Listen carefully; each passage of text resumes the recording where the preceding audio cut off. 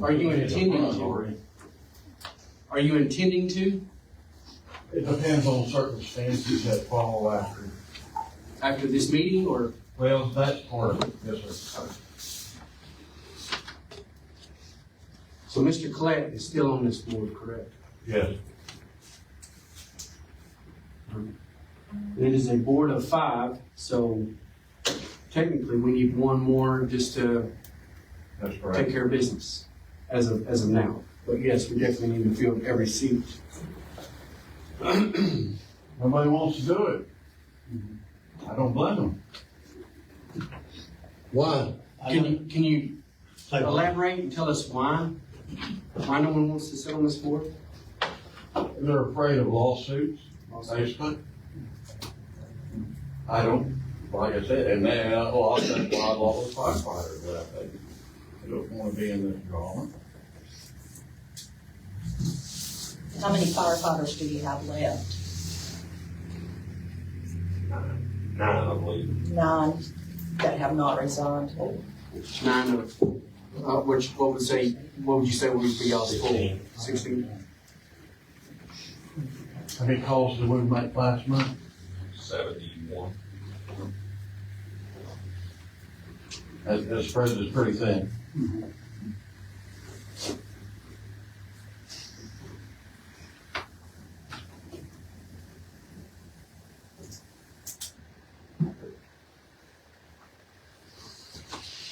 On this agenda, Commissioners, this discussion of possible action concerning Hochtown Volunteer Fire Department is one thing.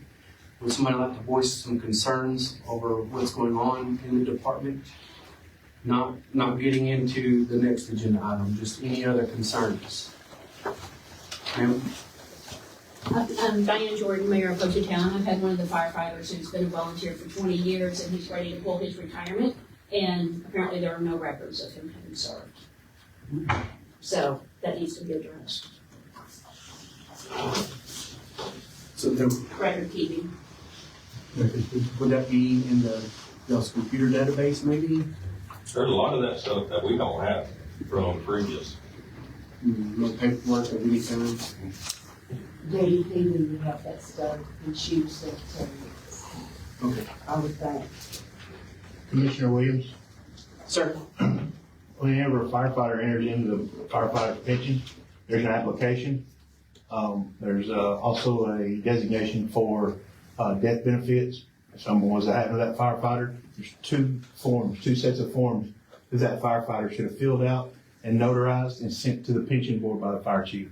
And if it was back then, it would probably have been pegged, maybe, I would assume. Who was that? It should be Peg DeMullen was the fire chief back then, but those pension forms have to be filled out by the person that's entering the pension, they have to be signed off by the fire chief, and then sent to the pension board directly. And they're supposed to do that technically on day 1, whenever they enter into the pension. It's got a date started, and if they do a buyback, if let's say they served 5 years prior to getting on the pension, they would have to send in documentation, a run sheet with their name on it, showing that they served. But the maximum buyback is 5 years. I think it's still 5 years. They have to have so many runs per month, correct? To be able to be eligible. They just have to show that they were active as a firefighter.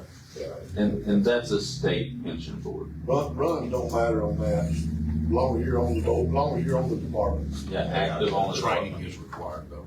Yeah. So, Ms. Jordan, does this firefighter, does he remember filling out the proper paperwork? I didn't ask him because I didn't know, but that was, since he wasn't getting the help that he needed, I was gonna send him to probably Mr. Hannah back there. 24 hours. Mark. Who has no record of it? Pension board? Is that who you talking? He just said he asked for his, I'm assuming he asked somebody at the Hochtown Fire Department. Well, maybe he didn't ask you. Well, one of the issues is there's also another form that upon retirement or resignation or termination from the fire department, the fire chief has to fill that paper out and send it to the pension board as well. So there should be if that firefighter in question were entered into the pension system, there should be a paper trail in the pension office. So Alicia up there can look that up just like that. She can tell you every firefighter that has ever been in the pension system from your fire department. Thanks, sir. Yes, sir. The biggest concern and problem is the ones that are supposed to be able to do the job are not being able to do the job. So a lot of people are stepping out because they're not getting to be able to do what they are responsible for. Seems like there's only certain ones that get to control.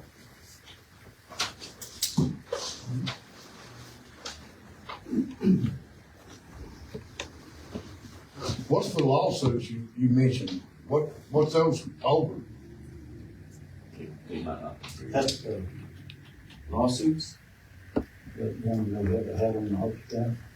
You can probably answer that. Yes, it is improper, trying to remove Shane Collette improperly. And that's pending, still pending now. It should be settled. Should be settled. Dismissed. Dismissed. Well, I dismissed. Any other concerns? When dismissed.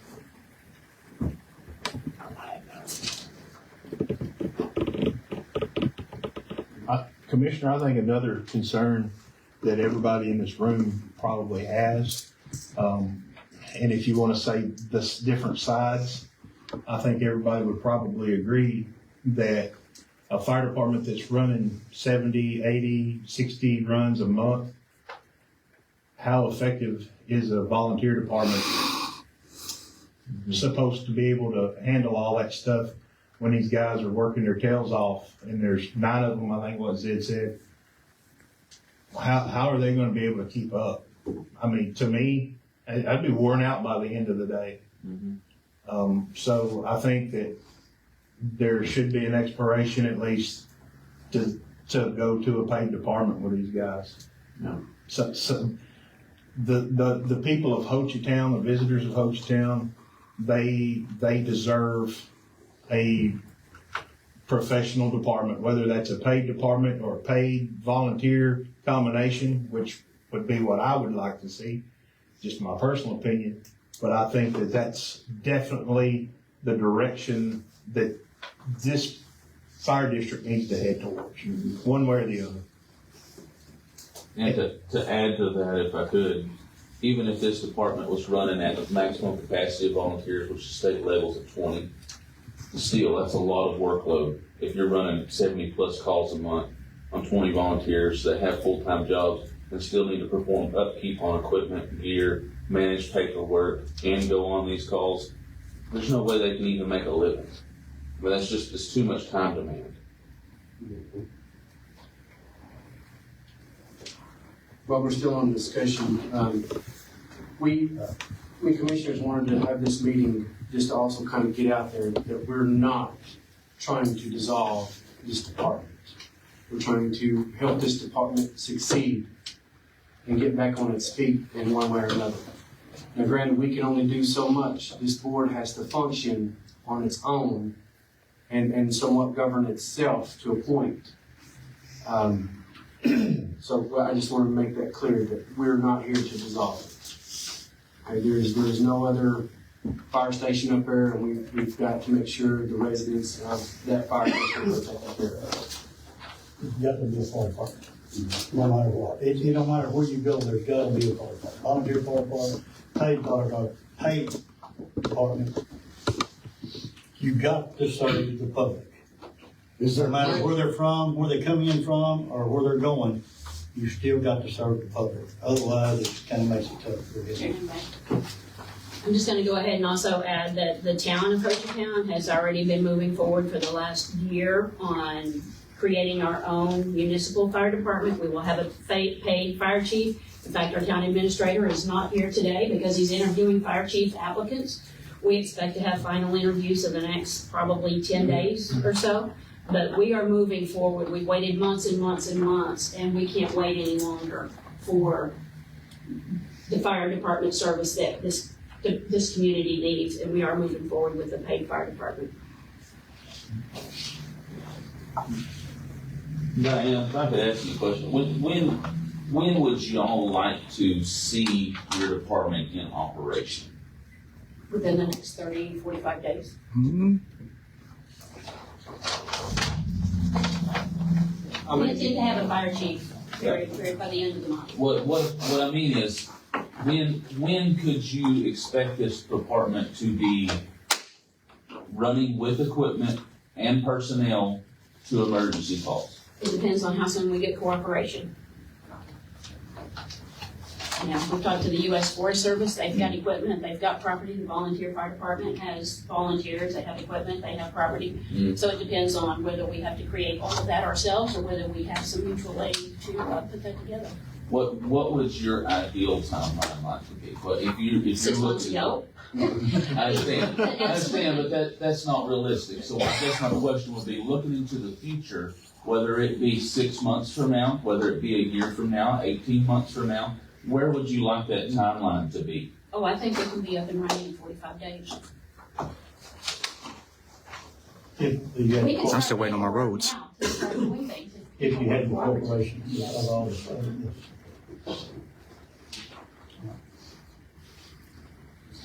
What title do y'all want to go with? Like Title 11? I think we're Title 11.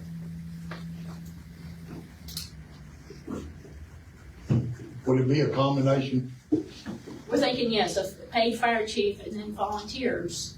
And then if we have to have some more paid firefighters, then we'll figure that out. But Poto, which is a larger town than we are, they're 100% volunteer. And if they can do it, so can we.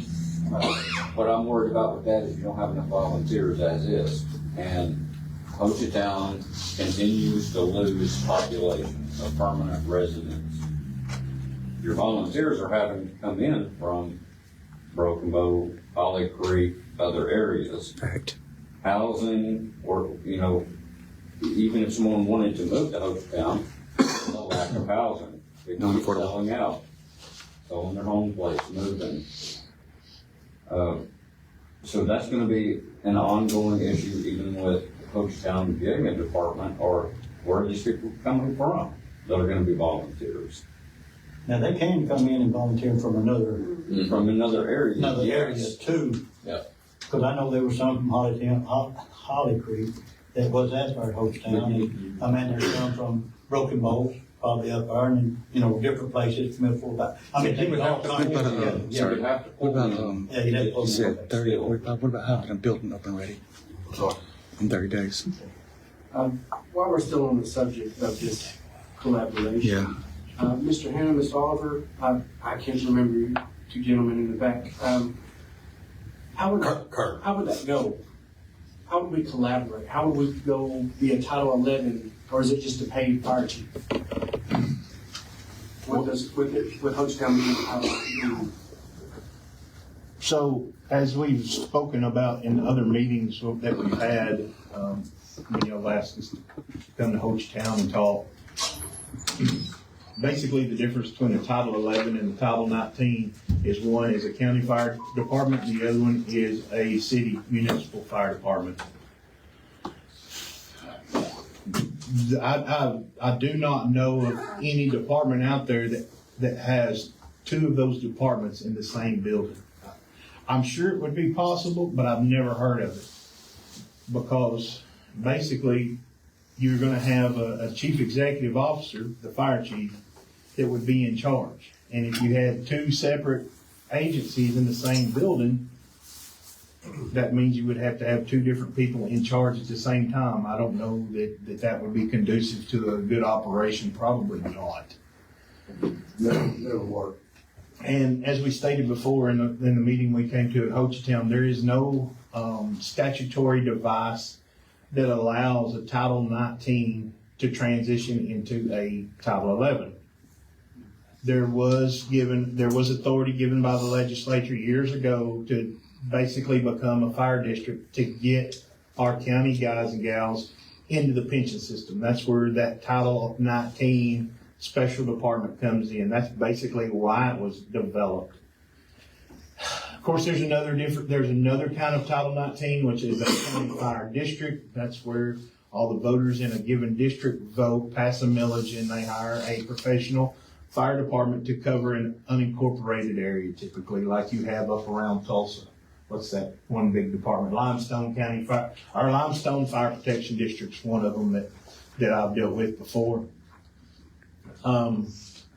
So, and you may consult with Assistant District Attorney Lord over here. The only way that I could see is that happening would either be for the city of Ho Chi Town to contract with the county fire department that's there, or the county fire department that's there figure out a date and a time to basically lock the doors, then take the keys and hand them to the city of Ho Chi Town, and then they work out whatever it is they're gonna work out. Like, if you wanna go to work, here's the application. We'd love to keep you as a volunteer, yada, yada, yada. I'm not speaking for the Madam Mayor over here, but I'm just saying those would be something that I would see as a possibility. Whether everybody wants to do that or not, I can't answer that. I'm not them. But that would be the only way to to convert that department into a Title 11 is for the board of directors for the Ho Chi Town Fire Department to vote on whatever day at whatever time to dissolve, and then either sell or transfer the assets over to the city of Ho Chi Town, give them the keys, and then the fire chief step in, take over operations and say, okay, guys, here you are, you've been volunteers for this department for however many years. Do y'all want to volunteer for us? And I would assume that they would probably say yes, swear them in. Basically, all that would change would be who the board of directors is, which would become the city council, instead of the board of directors that answers to the board of county commissioners. And the pension system would go in up there at Oklahoma City and basically change everybody from Ho Chi Town Volunteer Fire Department Association to City of Ho Chi Town. I would see Change their that. pension? The pension would still be the same. Okay. The multiplier for the last 25, 26 years has been $7.21. That means that a volunteer, doesn't matter if they're in Eagletown or Ho Chi Town or Ringold, if they're on a Title 19 or a Title 11 department, they will get $7.21 for every year they serve. I think they've tried to kick the multiplier up to 10, and I think they finally got it passed. So a volunteer with 40 years of service technically should be looking at $400 a month in pension. It's not much, but it's better than a sharp stick in the eye. A volunteer with 30 years. Yeah, exactly, yeah. $300 a month. So I don't remember exactly what the time of vesting is. It's been 10, and now for paid guys, it's like 10 years and so many months.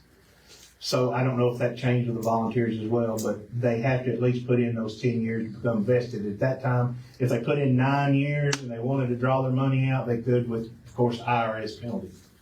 But if they're on the Title 19 department, the county basically has been paying their pension, their parts of their pension. So, but that, there again, that's the only way that I see statutorily that you could do it, because there's no other mechanism. There's no way that y'all pass a resolution and the town passes a resolution other than shuttering the doors for 10 seconds to hand somebody else the keys. Thank you. I want to say something. I don't want anybody thinking that the other 20 fire departments in the county are trying to chop Ho Chi Town, because that's not the case. But what we do recognize is that there's millions and millions of dollars worth of property and investments up there at Ho Chi Town, and it needs to be protected and protected properly. And when those guys get jammed up there on, my biggest fear is when those guys get jammed up there, they're going to be calling these task force, which Ida Bill's a task force, Tom, I don't know, I don't remember we're Bravo or something, through state forestry, and those few first minutes on that scene up there can determine the outcome of losing millions and millions and millions of dollars of property. And it's very important that department up there is good and it's staffed properly and it's done right. Because we want to, that's our goal anyway, is to preserve life, property, environment, so those first few minutes are critical to the next hours or days or however long we're going to be up there to get that under control. Because you have an urban interface situation up there that's unique. I mean, it's unique, and you can compare it to Gatlinburg. You know, you can Google Gatlinburg fire and some of the wildland fires out west and stuff like that. And you know, you have some stands of timber up there that people have bought, individuals that are completely unmanaged. And you get a crown fire in the right conditions on that, and it's going to go. I mean, you can't stop it. And so it's important that all of us are behind Ho Chi Town and make sure that they're good, because it can get really bad up there. So I just wanted to say that, to clear that up. I personally think that the situation up there is maybe we're a victim of our own deal here, that it's grown so much, and there's so much population that's coming in and out of that place up there, and poses all kinds of risks to us and the community and other fire departments in different places, that a full-time department is, at least some full-time staff, only makes sense to me. I mean, you know, I want to go that direction with it. I like to see it. Chairman Beck. Go ahead. I did one more thing a couple of months ago, I think it was a couple of months ago. The U.S. Forest Service had a meeting there at their local headquarters in Ho Chi Town. They brought in their Southern Regional, managers from Atlanta, which is over this area. They're very concerned about Ho Chi Town, and they're very interested in how we can work together and what we can do, but we have to take some action to move this forward so that they can work with us.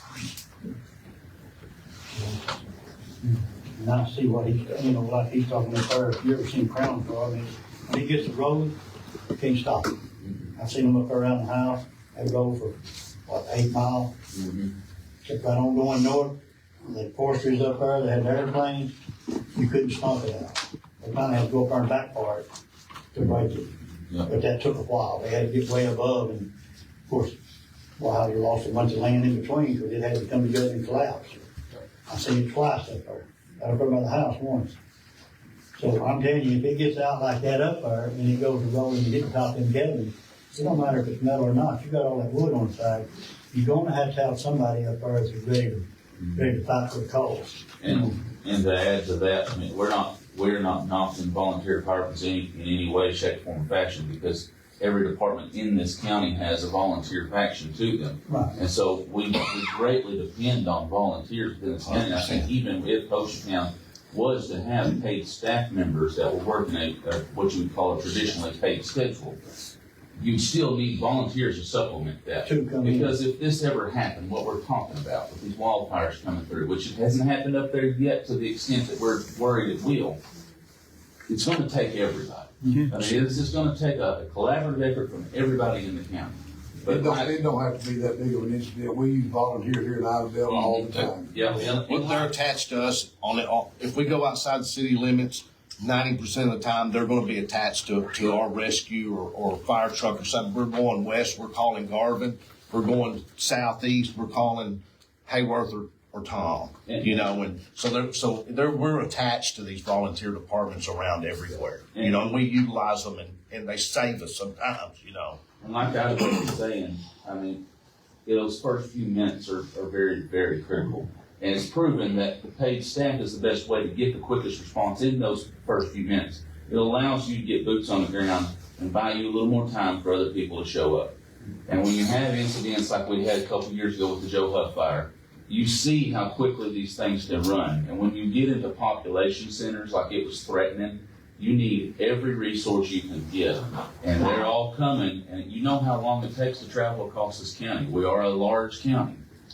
We cover a lot of area. But when you call departments, like from Ringgold or Roof or somewhere from the western end of the county, you got to get them up to Ho Chi Town, and you have to worry about traffic evacuating the area. it's gonna be a nightmare. So the better you can get resources inside that area, the quicker within those first few minutes, the better it's gonna be.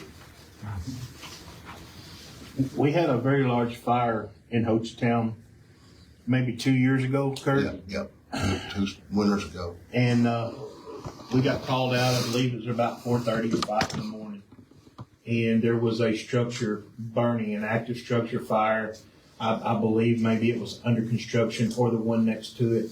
But anyways, 2 cabins ended up on fire.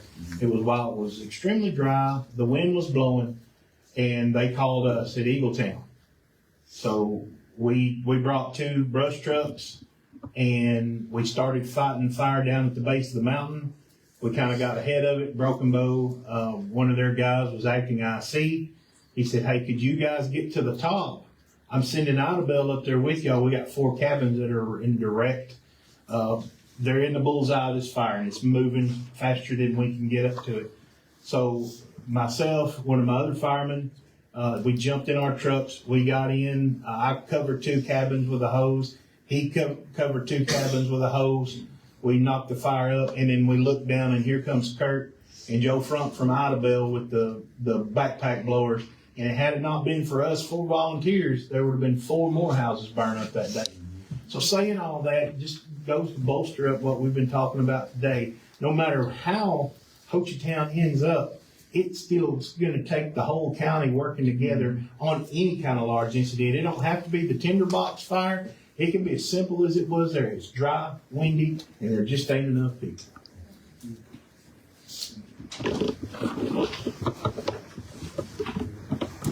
Anybody else?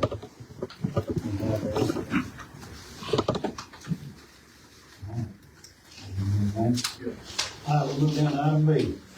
Discussion of firefighters operating on calls and outruns of Hochtown Volunteer Fire Department.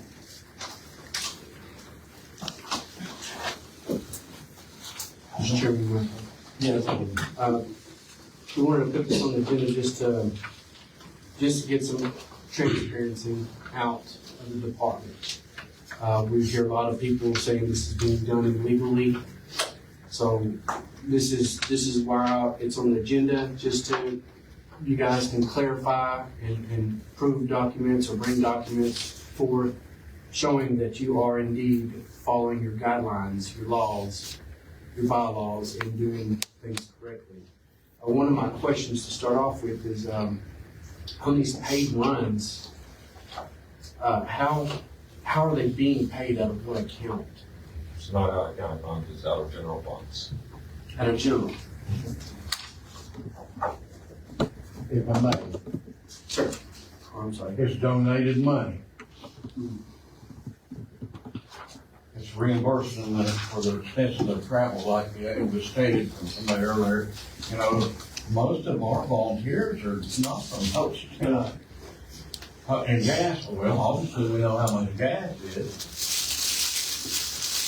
And they're having to get away from the call. You said 2 hours in traffic on a Friday afternoon trying to get that call. We're hearing a lot of stuff about y'all are driving the vehicle home and to wherever. I mean, you're talking about gas money for the calls. Why? You're not using your gas. How about, how do you get to Hochtown? Well, I'm just saying, you're saying gas is high for the pay, but you're driving those trucks. It's all, the county's paying the gas money on. So how many trips a week do you think we're making to go, take care of the paperwork? You're still not answering my question.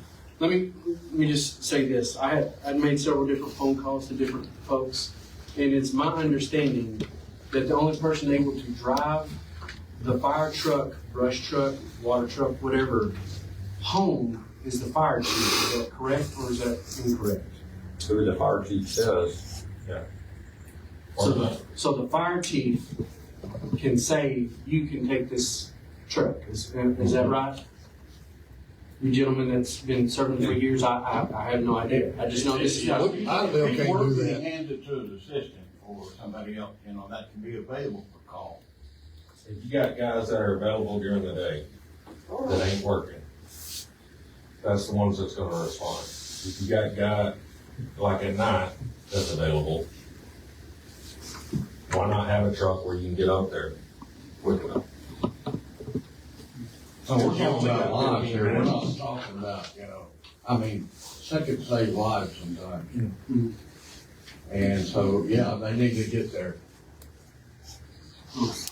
We can't wait for rush hour traffic or weekend traffic when, they can't use wigwags or whatever to make a call. So they need to have a truck at their residence where they can respond. The traffic issue on 259, and like I said, we've discussed before, most of your volunteers coming from the south is a problem. Getting volunteers to the incident. That line of traffic sometimes is 5 miles long, going, 10 miles an hour. How, and somebody's having an emergency, you need a means to get there. We do understand that, but one thing, we just wanna know and make sure that it is legal for the fire chief to be designating someone else to be able to do what only he is supposed to be doing, taking the truck. In the sense. Kind of reminds me of, illegals building cabins. I won't go that far. I drove to Hochtown, I drove from Hochtown back. It don't matter if you're in a fire truck or you're in your personal truck, it's still gonna take the same amount of time if it's clogged up.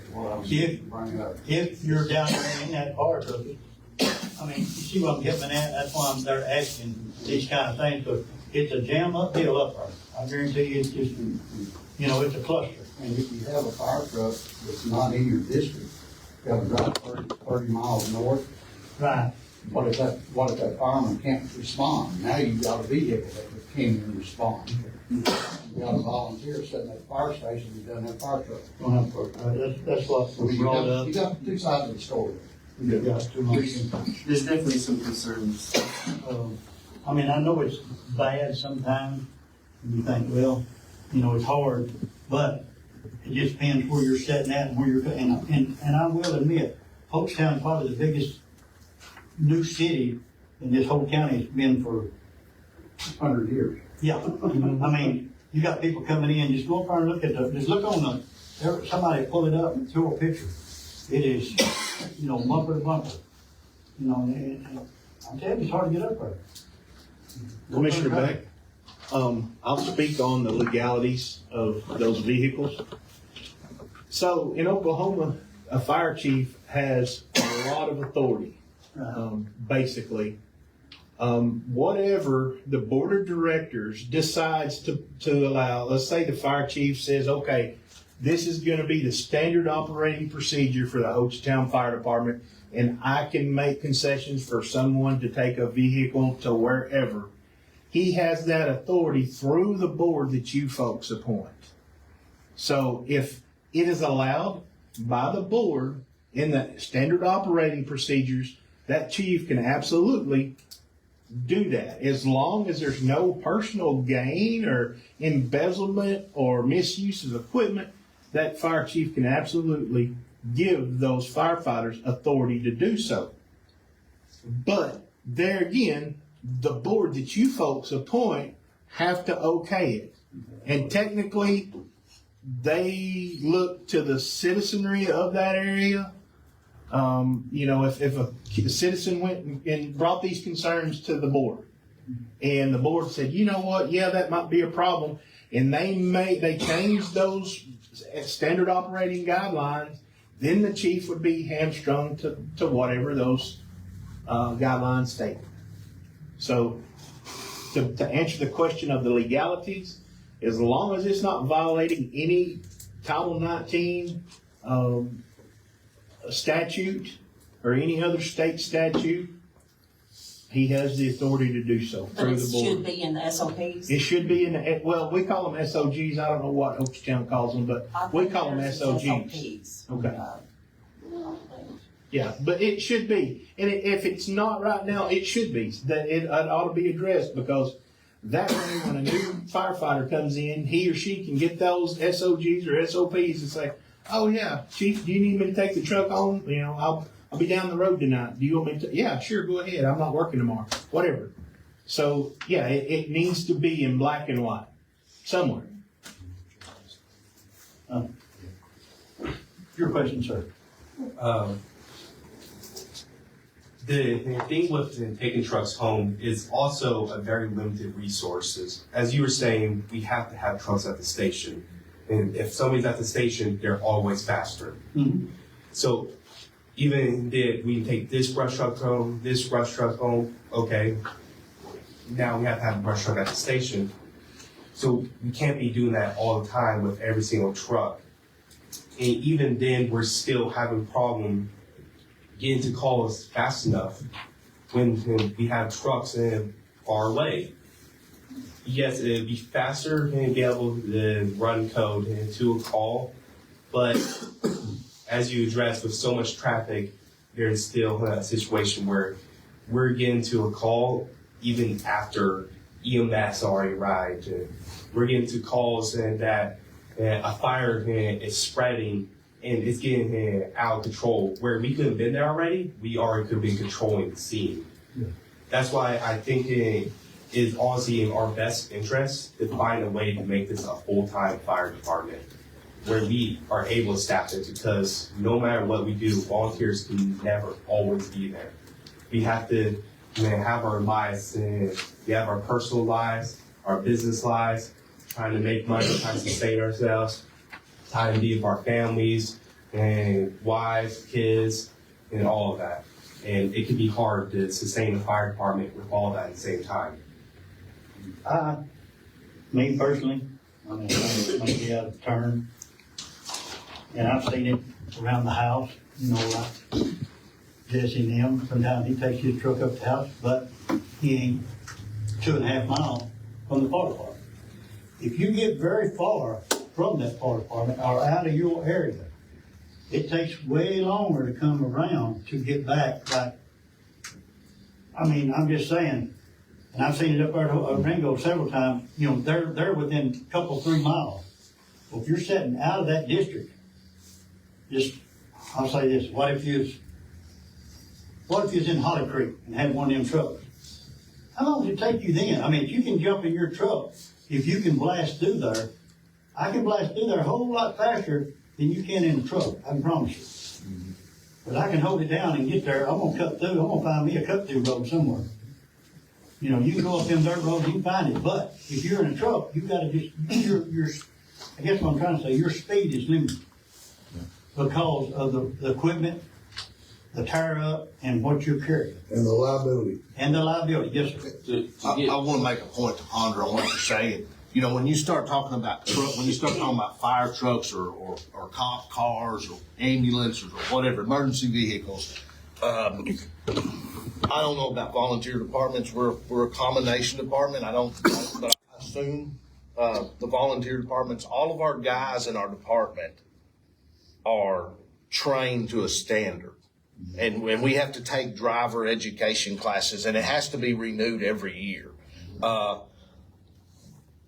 Greg and I are real big on public. I mean, at the end of the day, it's about public safety. It's about public safety. That's really kind of the bottom line. And so when you take a 80,000-pound fire truck and start blowing down Washington with lights and sirens on, and you T-bone somebody, you better have your ducks in a row. Right. Well, that's what I'm saying. He probably could say something about that, but I'm just saying that it's not public safety when we're putting the public at risk, driving to a scene unsafe and untrained.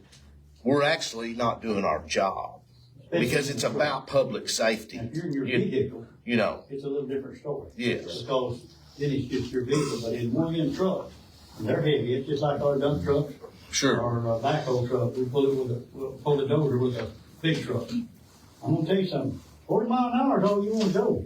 Because you gotta think about who's gonna stop in front of you and how fast it is to get stopped. Lights and sirens scare a lot of people too. Yep. They'll jerk the wrong way and get out If of we the flip way. our lights on, you know, we got our lights. You're at fault whenever you hit them though. Yes, it's your fault. But if you're going a long, long way, you've got to get there faster. That's what has been brought to my attention is it's so far away. If it was at a given place, at the fire department, you blow up there and get in, you go. You ain't lost a minute and a half. You're gonna waste 30 minutes, an hour trying to get through it with a big truck. That's all, that's what has been brought to my attention. So once a year, I mean, I don't know where you're going with them. Who's putting the I don't know where they're at. I don't know where everybody's Usually living. It don't there's matter. 2 of them a year. But it makes it tough to get Kenny there. Dow, Kenny Dow puts on a driver training class every year, every single year, 2 times a year. 2 times a year for our fire departments. Every single year, been there 25 years. And guess what? I have to get up and go to the driving course. I've been through it so many times that I can do it with my eyes closed. But I have to do it every single year because I have to train to a standard. You know, it's what I'm saying is somebody off the streets can't just go jump in the fire truck and go whizzing down the road with lights and sirens on. It's more to it than that. You know. To put this in perspective for some that don't, I mean, most of us here that are on fire departments, we understand what these trucks are about. We understand their limitations. We understand the weight that they have on them. But to put it in perspective for some people that don't, we have tankers that carry 2,500 gallons. But you've got over 40,000 pounds of water alone. I mean, you're carrying a lot of weight. The water shifts around. I mean, you compare it to a dump truck. But I would say that venture say it's probably even worse than a dump truck. Because when you have a solid load in a dump truck and you go to stop or turn, that load's not going to shift around. When you have water, if you're shy of 50 gallons, those manifolds don't work the same. Right. And that weight's going to shift around. If you take a curve too sharp, guess what? You're rolling it over. If you try to stop too fast, you can break welds loose and the tank can come over the cap. And not only that, but the water shifts forward and it's now pushing your truck. The momentum of the water keeps going. So you have to be very conscious of that. And what a lot of people don't, if you go buy a used fire engine that some city department has had up north or in Oklahoma City or somewhere, a lot of these trucks are governed at 67 miles an hour. And they're governed that way for a reason. And it's because there's a lot of weight on them. Now we get in these brush trucks and we're spoiled because we remove the limitations and they're way overpowered for what the truck was designed for. But when you go to putting 300, 400, 500 gallons of water on these 1-ton rigs, and now you've got a lot of weight in a vehicle that can move way faster than it can stop. And now you've got a problem. And so a lot of people don't understand that. Like I said, with the tankers, you're carrying 2,500 gallon water. Water, 8 pounds a gallon. You know, if you put 300 gallons in the back of a 1-ton rig, you're pushing its maximum payload capacity when you're talking about in the bed of that truck. And so it no longer can stop in the distance that it's designed to. And that's something you have to worry about if you're worried about trying to go to a call with speed going through traffic over a distance. Yeah. Commissioner Beck, I got one last thing I'll say, and then I'm gonna shut up unless y'all need me to answer your question. But when you peel all this stuff back, let's get down to the brass tacks of what that fire department's for. It's there to protect lives, protect property. But there are a lot of other logistical things and operational things that have to be insured and taken care of. And one of the things that we all have to deal with that have dealt with ISO and getting our citizens' rates lowered has been fire flow. And I couldn't even tell you what the required fire flow for the Hochtown Fire District would be. I'm sure it's great because basically, how many? 4,500 gallons a minute. 4,500 gallons a minute. There isn't a municipal water supply that can provide that. What's your largest structures up there? About 20,000 square foot, 5 stories. Yeah. So you've not only got residential, but you've got commercial businesses up there as well.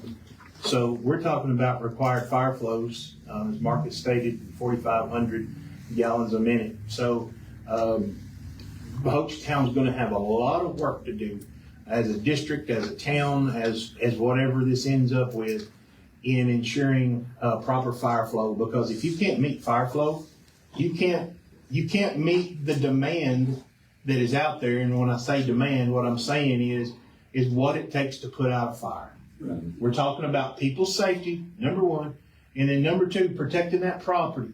So if you don't have that water flow, right now, I can assure you, they don't have the capabilities to provide that. Eagletown don't have it. Broken Bow, Ringo, Idabel, it would be a stretch for those departments with these great municipal water supplies to provide that fire flow. And so there's a lot more to the firefighting aspect than where the truck is or how fast you're getting to the fire or all these other variables. But when it comes down to it, you're going to have to make sure your firefighters are trained, capable, and available to respond to these fires. And if they can't, they're going to have to be able to meet these astronomical fire flows to do what they need to do. It's going to take everybody. And can the volunteer fire department do it on their own? I don't think so. I wish they could. I wish I could, but I can't. You know what I'm saying? Right now in Eagletown, we're at a staffing shortage. Says I can't do it while it's recording. It's all over the place. I mean, all across the county, the departments are struggling to keep volunteers. And I'm not talking about guys or gals that wear the radio and a t-shirt. Say, oh yeah, I'm a fireman. Okay, well, where's your certs at? What do you mean certs? Have you been trained in interior firefighting? You have your firefighter 1, you have your firefighter 2. Do you have an instructor on your department that can teach these classes? Do you have a fire prevention program in your town or community? At little Eagletown, over there in an unincorporated area, we do outreach every year with our schools and our different businesses. We go and we do fire inspections. But these are all going to be things that are required of this department to help lower these people's insurance rates and lower the risk of danger to their people that they serve. I've got a question. Do all of the volunteer fire departments in here, do all of you pay, or get paid run money? No. No, ma'am. No. Rockabo does. Rockabo does? Idabel does. Idabel pays their volunteers $15 a run. $15 a run for Idabel? That's for the volunteers, paid guys just get 13. Who else gets run money? Hochtown. Hochtown? How much do y'all get? 20. Y'all get 20? And that comes out of the general fund, out of the county fund. And the Auburn general fund has gone downhill in the last 12 months. It's virtually out of money. Really? So how it ever started, we've looked back at paperwork. We've tried to find, need to reach out to a couple other people, but when it was originally the inception of the fire department up there, which I think was 94, I don't know when it was that board initiated paying for firemen. I'm not saying it's a bad thing. I think it's a good thing, as long as there's money there to do it. But there's got to be documentation. But there's got to be documentation on it.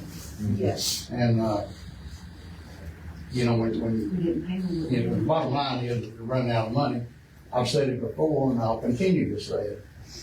We're a county fire department, 25, 26, 28 department, whatever it is. I don't understand why every department is not being run identical. If it's county funded, it ought to be run identical with the same set of bylaws and state restrictions. Do they go for county roads as well?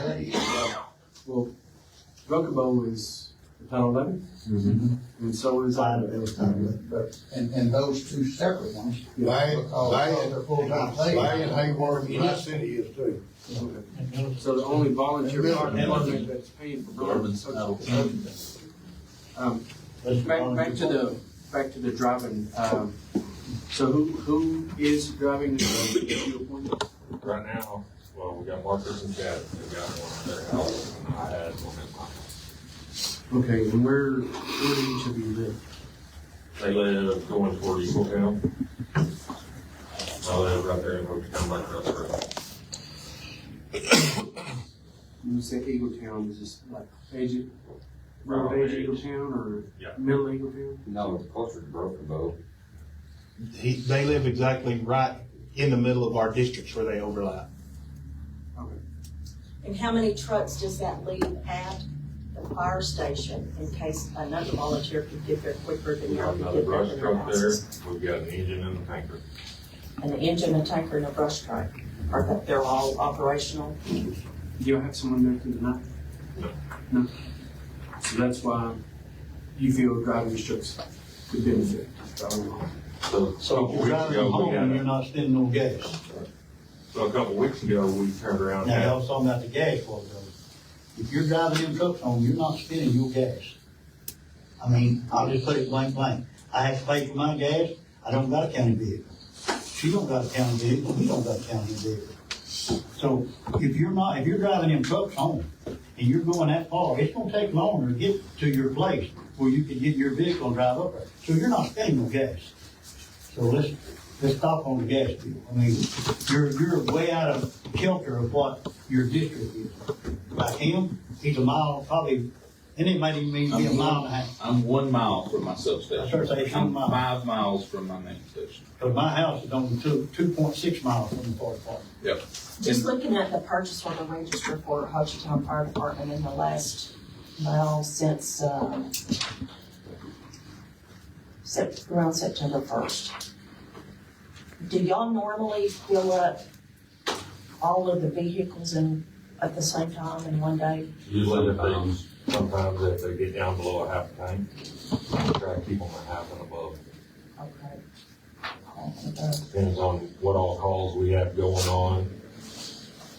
And that's a good policy to have. I do the same with mine. Yeah. And the reason is, You might go from so if I have a fire engine there, and those are PTO driven pumps, so the same engine and the same fuel that would be pushing the truck down the road is turning my pump when I get to the fire scene. And those trucks are not fuel efficient. They can't be. They're too big. Exactly. But the thing is, when I get to a fire scene with that, and I put that truck into pump mode, engage my PTO for my pump, I'm running the same RPMs running that pump to push water out the hose that I would have been running driving down the road. So to keep the trucks at half tank or above, that's a good policy. I would speak, there may be a lot of things that I've turned my head at, but. You're saying you're supposed to get money for it too. No. You're coming and going because you're using the truck itself. Yeah, Right. You're pulling up there and filling that county truck up, or fire truck, in the county. Yep. And then you're driving home. Yep. So There's an no, ungodly amount of purchase That's orders really a compensation to the firemen. for, But gas. you can get technical about it, they're getting compensated on the county tax money, because they're not using their gas, they're using the county's gas. exactly. That's true. That's what it is. Yep. Give the fire chief a credit card. That's been a big factor here the last few days, phone calls, people calling, and, I mean, a lot of people, they're sharper, most of them probably sharper than me about the fire department. Because some have been on the fire department, some got off, some retired, and I just put it out there, it's a volunteer fire department. But before I took over as chief at Ringgold, we did have an incident command apparatus. Now, it didn't have critical tools on it, and it didn't have water on it to fight fire. It was an incident command apparatus. So it has things that an incident commander would need. Vest, signs, road hazard signs, clipboards, communication equipment, things like that. Things that he could arrive on scene, take charge of scene, and do incident command with. It stayed at the fire chief's house. When I took over as chief, the board gave me the same tool. And I said, I don't need it. And it ended up sitting at my house, and it would hardly ever go anywhere. Because if I'm going to go somewhere to run errands, well, I'm probably going to run errands on my own. I'm going to jump in my own vehicle. Right. That really, it went to waste. And so what I ended up doing is I took it back to the station, and we put a stop to that. And the reason we put a stop to it was not only was the truck going to waste where it was, but also there was a lot of noise coming from the community talking about that truck going here and that truck going there. And I don't know how many people I've had come to me and ask me if the old chief was still in there because they don't see that truck run up and down the road no more. And I inform them, I'm like, no, I've been the chief since before 2019. At the end of 2018 when I took over, I said, we don't run that truck like that no more.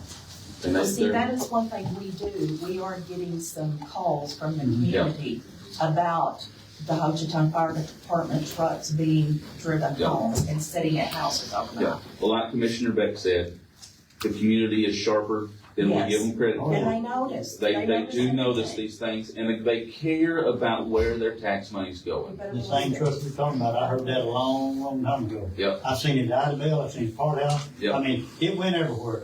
Yeah, I and wasn't on so, the fire department, so I ain't got nothing to say about it, but it was coming to attention. and that's why we put a stop to it.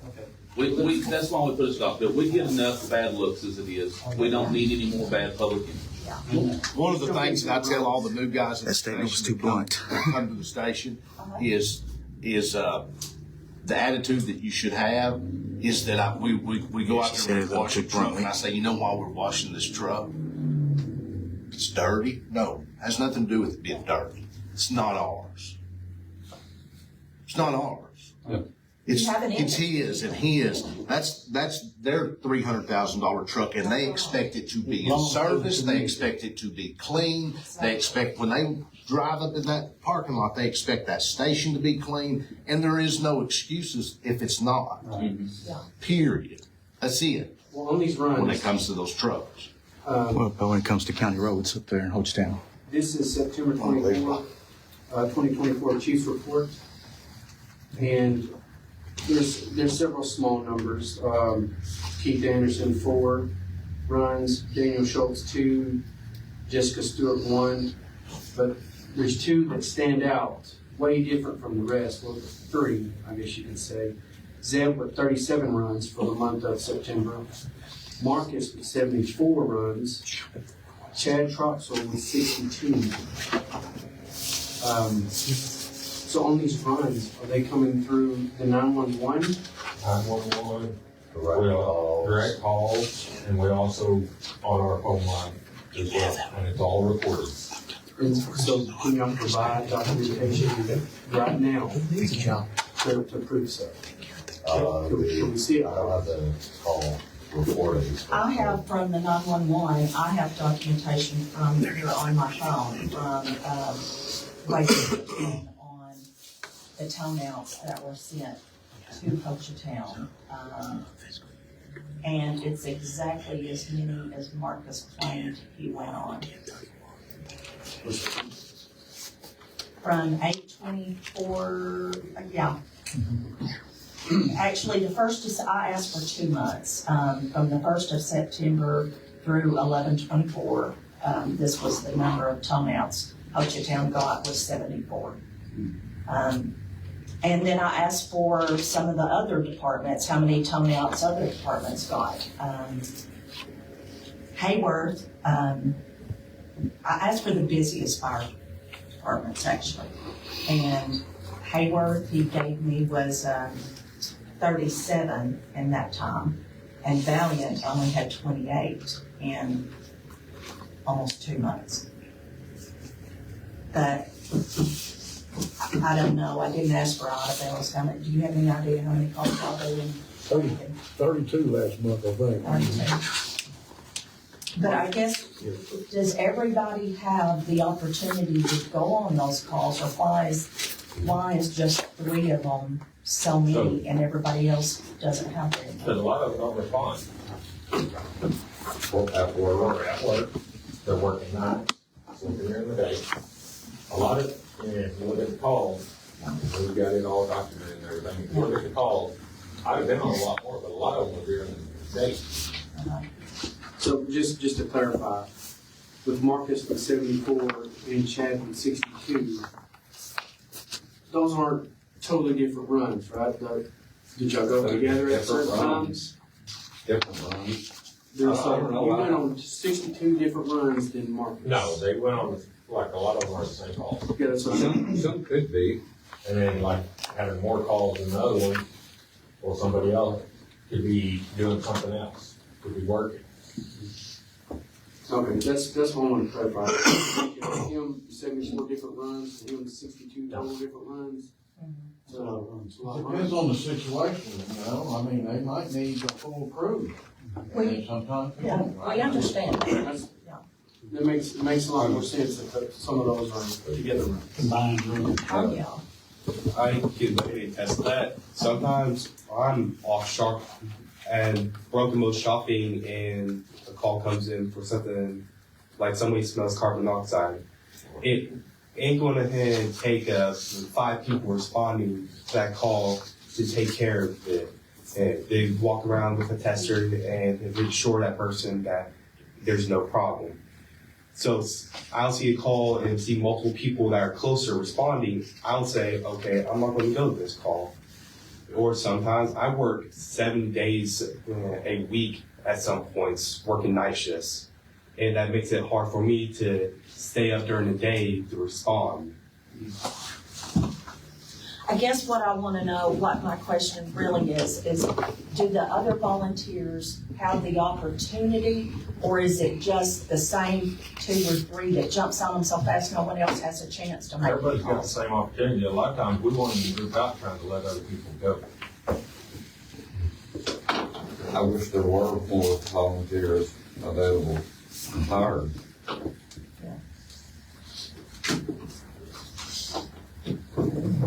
Could y'all bring forth the call on? Different reports. There's 500 pages. There's about 2,000 pages. Dum, dum, dum, dum.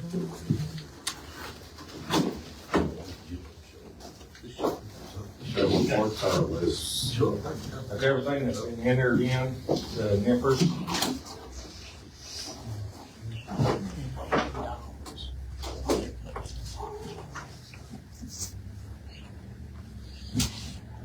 Is this over the other bank account?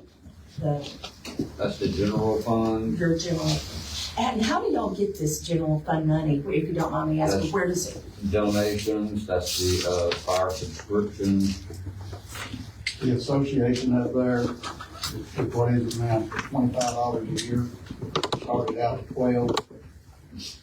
Correct me if I'm Just to wrong. be a member of the, I've heard y'all talking about 35 your a year. membership dues and stuff, okay, 35 a year. okay. So So- you're talking about, I'm sorry. No, do y'all have private fundraisers or anything like that, or, Have boot drive funds every now and then. boot drives, okay? So you still have the boot drive even though you don't have a 501c3?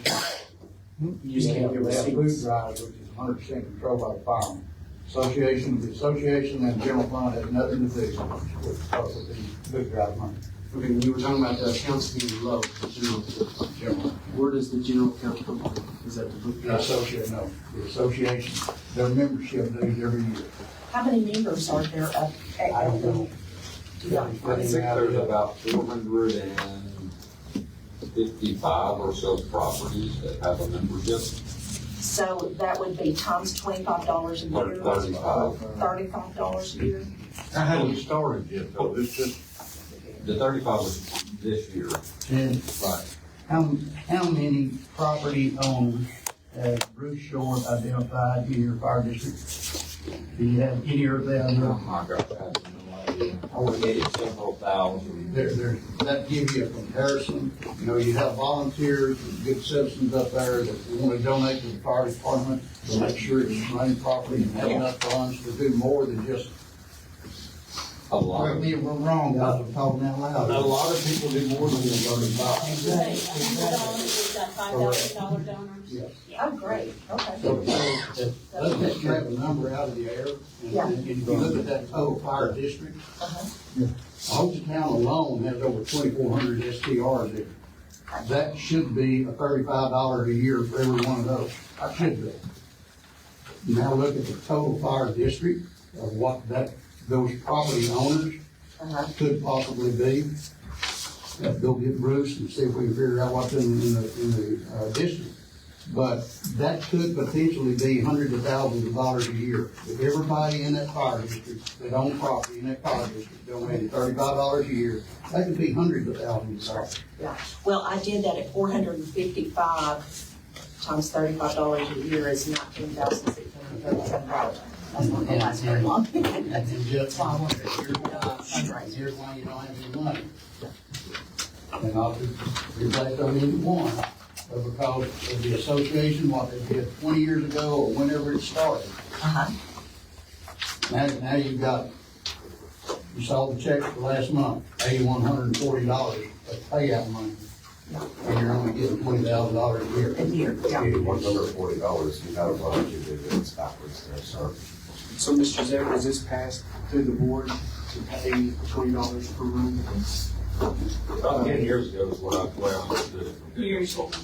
How many? About 10, 10 years. 8 to 10 years ago, somewhere on that. Would y'all have that documentation? Not with us. We could try to look for it. Yes, please. Do we need to make copies? Someone's smiling. That's for y'all. That's $3. Yeah. Every bit of it. And then we also got books and everything at the station. If y'all ever want to come by, come on up. Those are the common restaurants. So how long's this account been open, guys? I do not know. It was open before I came. Well, I'm looking at a check, 12/8 of 23, it says to open account for $19,189. That was our boot drive account when they separated the boot drive and the general funds that were coming Okay. in. Ma'am, Yes, sir. I got a question from right here. It says, what does volunteer fire department charge if they respond to a cabin that hasn't paid the annual dues? Yeah, do y'all have a fee that you charge? We filed a fee schedule with the county a few months ago. Okay. But our amount is capped at 1,000. We can't charge more than 1,000. And that's just for Ho Chi Town. I will say that FEMA has designated rates for different apparatus that respond, different personnel that respond, that they allow and recommend that departments can charge if the situation dictates so. Well, can't you all also, I just remember from when I was in the mayor's office, you could also, the department could file on their insurance. Yes.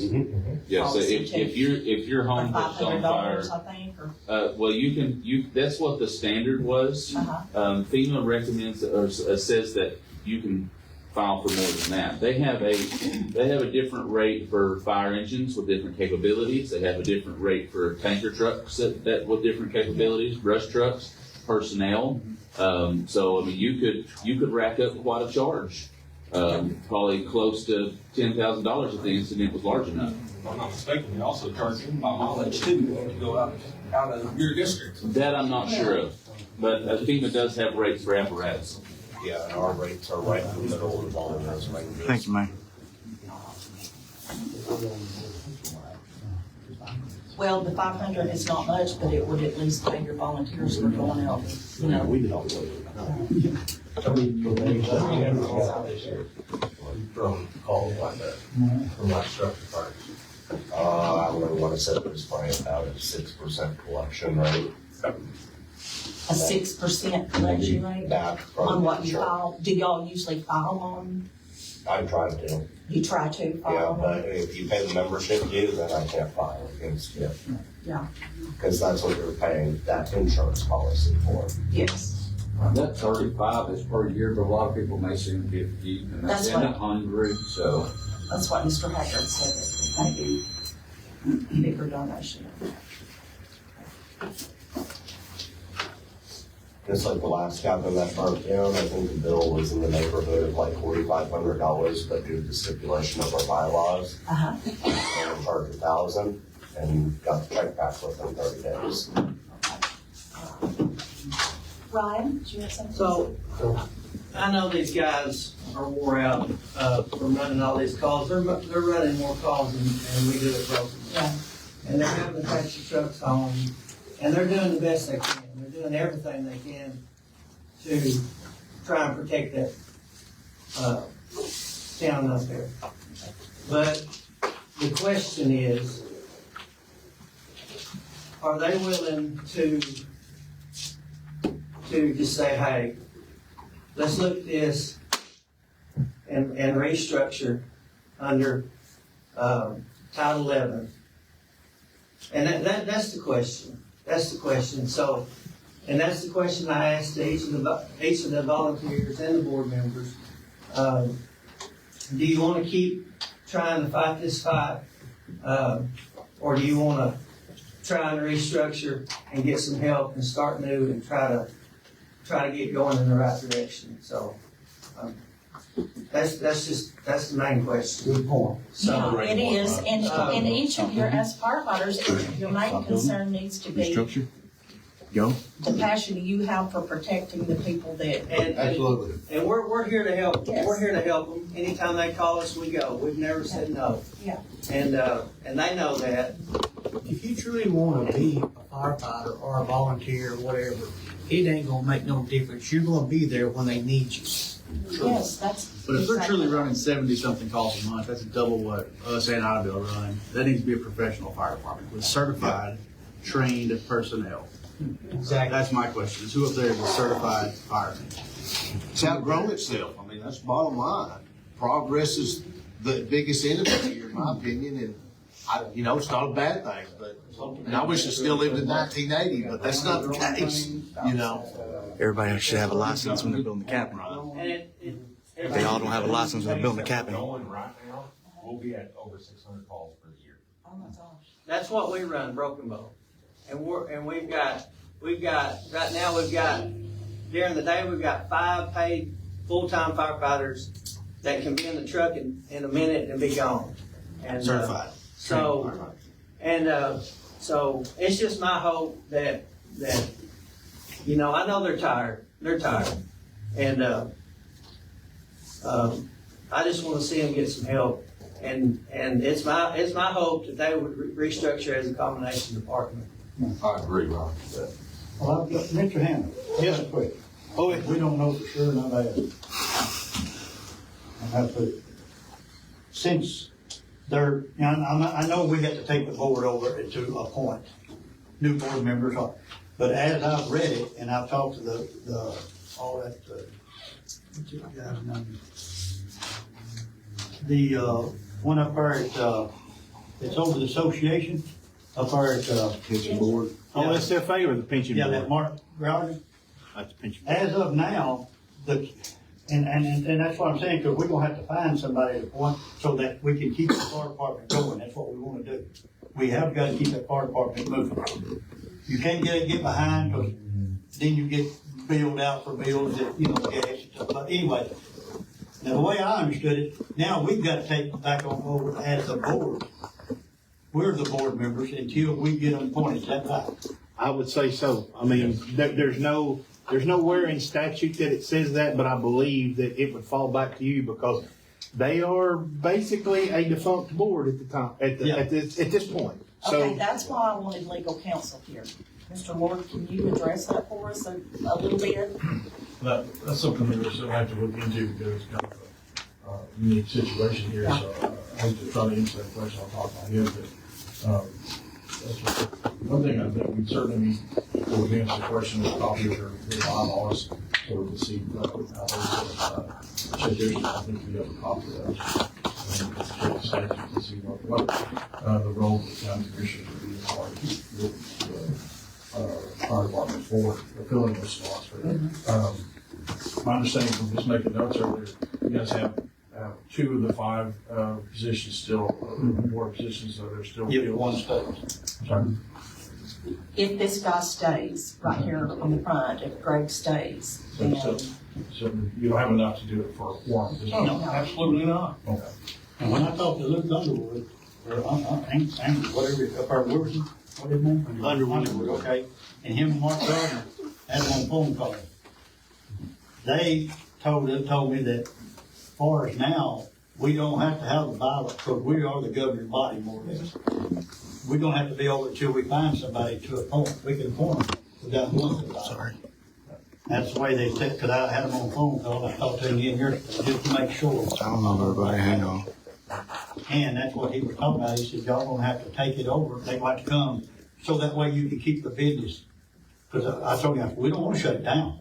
Under no regard, shut it far down. So we're gonna have to do it. So that way, I just want to have understanding, because that way, it's kind of like our board. I mean, we gotta go back and sign for everything.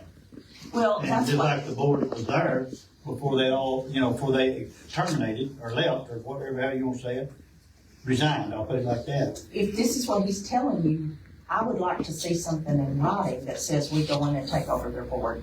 I don't wanna just do it based over a phone. Well, we don't take the board over, we're gonna be the board, because it's a Title Yeah, I mean, 19. even whatever. It is a Title 19 under state statute 351, subtitle 3.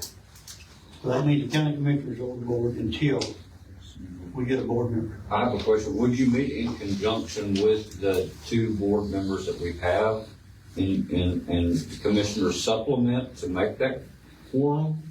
No. No. No. No. They don't So have this, to, they're their own board. this board, the Hochtown board is no longer.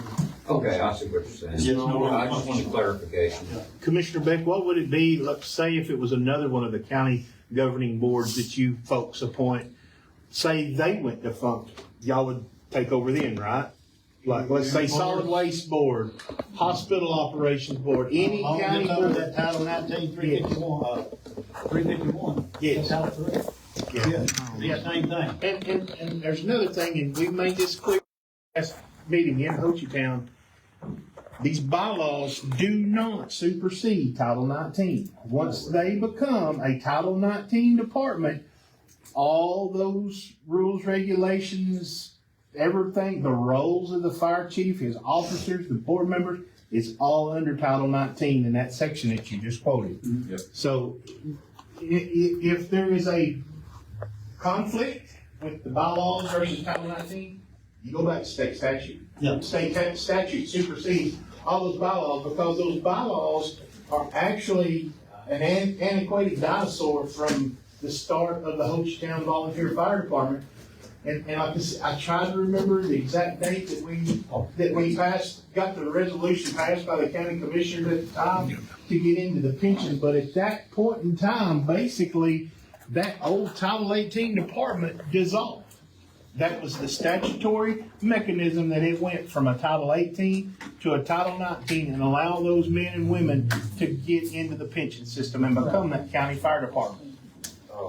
If you actually read what 19351.3 is, it strips most of the corporate powers from the 18, but it keeps it and runs 19901 under a actual Title 19. No, the board that is established is appointed by the county commissioners.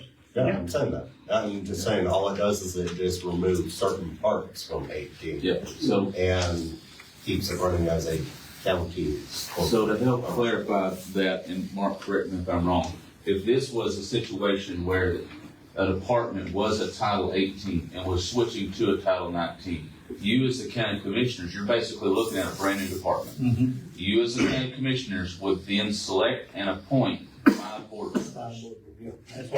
So if that's the situation we're looking at, so I think it falls back to that. Is that, would you say that's, Yeah. you're spot on?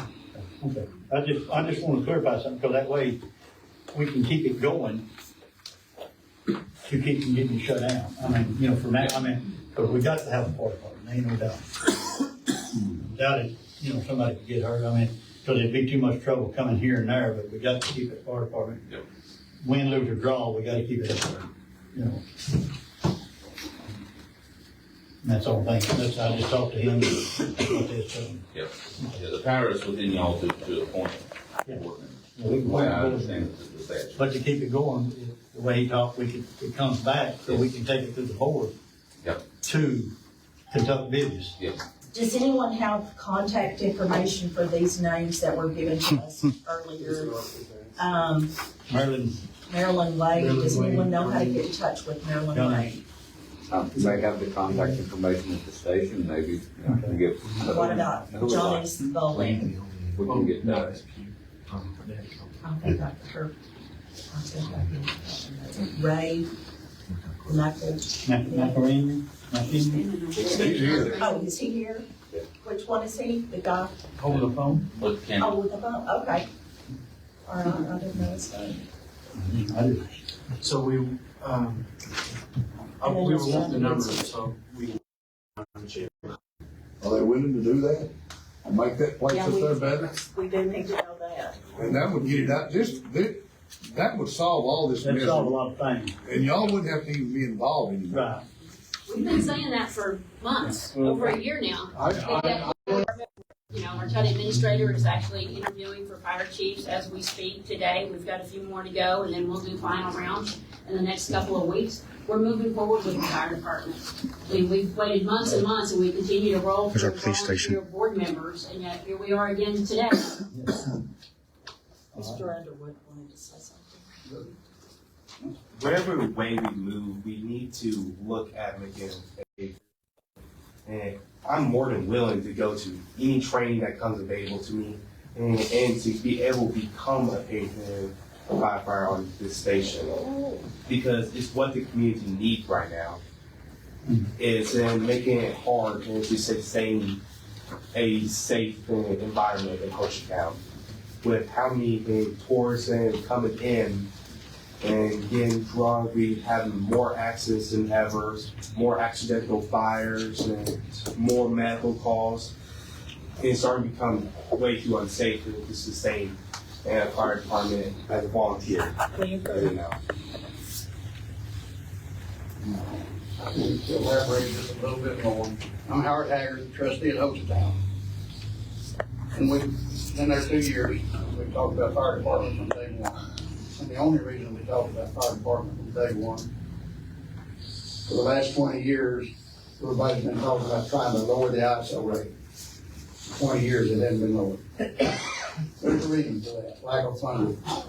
Let's just get it out on the table, lack of funding. County can't supply it, Ho Chi Town couldn't supply it, nobody else could either. Now that we're incorporated, we have a list of those. That's what the plan was. One of the reasons we did incorporate was to improve the quality of life in Ho Chi Town. Part of that quality of life is to improve that fire department, or to get a fire department that can supply that service to the family. And the rest of the fire district, not just the family. That includes, we work together and make this happen. We'll figure out some way to make it happen to cover that entire fire district.